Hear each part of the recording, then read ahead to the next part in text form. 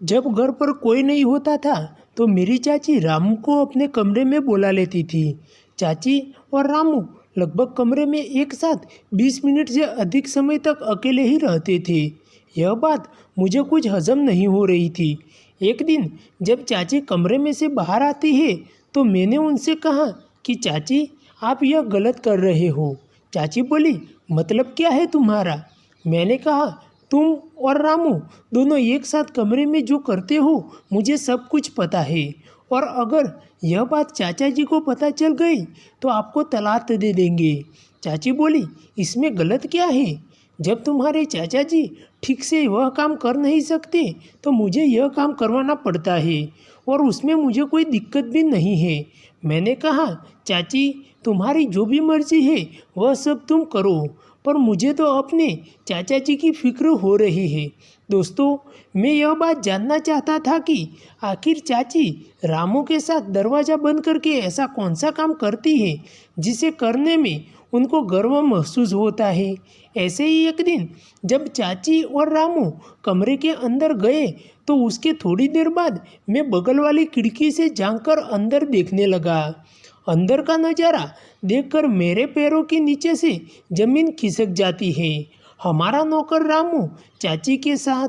दोस्तों, थोड़ी देर बाद चाची कमरे में से बाहर आती है तो मैंने देखा कि चाची जो बहुत ही ज़्यादा थकी हुई थी। मैंने कहा, चाची, यह काम करने में सच को आपको बहुत ही अच्छा लगता है? तो चाची बोली, तुमने कैसे देखा?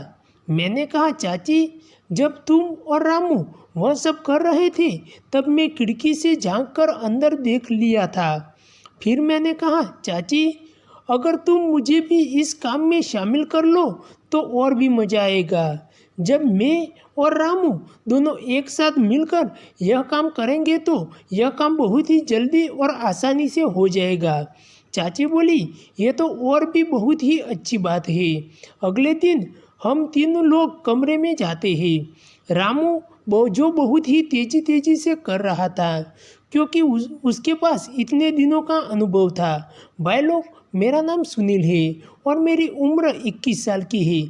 मेरे चाचा और चाची जो लखनऊ में रहते हैं और मैं भी उनके साथ उनके घर पर रहता हूँ। दोस्तों, मुझे यहाँ पर आए अभी कुछ ही दिन हुए थे। पहले मैं अपने गांव में अपनी मम्मी के पास रहता था। एक दिन मेरे पास मेरे चाचा जी का फ़ोन आया। वह कह रहे थे कि सुनील, तुम 1 महीने के लिए लखनऊ आ जाओ। मैंने कहा, क्यों चाचा जी, क्या हुआ? चाचा ने कहा, मेरी पोस्टिंग दूसरे शहर में हो गई है, मुझे अगले ही दिन जाना पड़ेगा, और मेरे जाने के बाद तुम्हारी चाची घर पर अकेली पड़ जाएगी। मैंने कहा, ठीक है चाचा जी, मैं कल सुबह ही आ जाऊंगा। दोस्तों, मैं आपसे बताना भूल गया कि मेरे चाचा जी जो हवलदार की नौकरी करते हैं। अगले दिन मैं चाचा के घर पहुंच जाता हूँ। चाची मिली तो मैंने पूछा, चाची, चाचा कहाँ है? तो वह बोली, चाचा आज सुबह ही निकल गए। दोस्तों, मैं अपनी चाची से बहुत ही बात नहीं करता था क्योंकि मेरे चाचा ने यही लखनऊ से लव मैरिज किया था। मैं आज पहली बार चाची को देख रहा हूँ।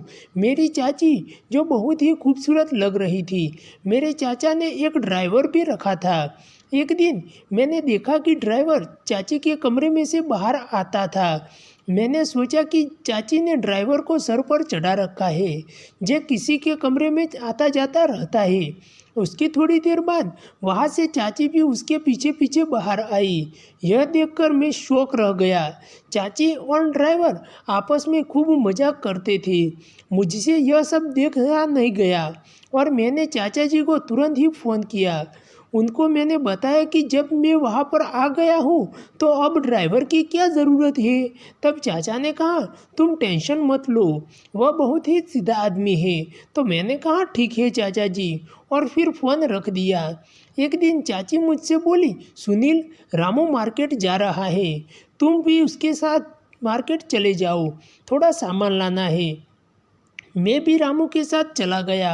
हमने 10 किलो मिर्च और 10 किलो आम लिया। फिर हम वापस घर पर आ जाते हैं।